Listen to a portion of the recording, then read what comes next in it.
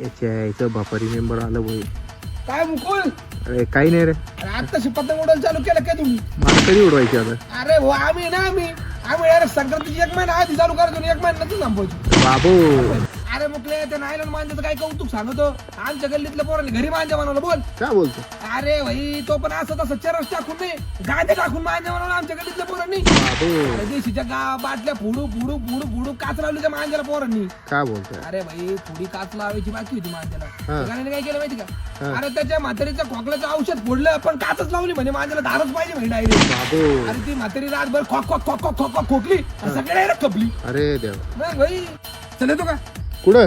अरे त्या दिवशी ती गाण्याची म्हातारी नाही खपली ती जाऊ यार. अरे जा बाबा तू. झालं नको. झालं? काय रे तू? झालं म्हणे काय? नको. झालं?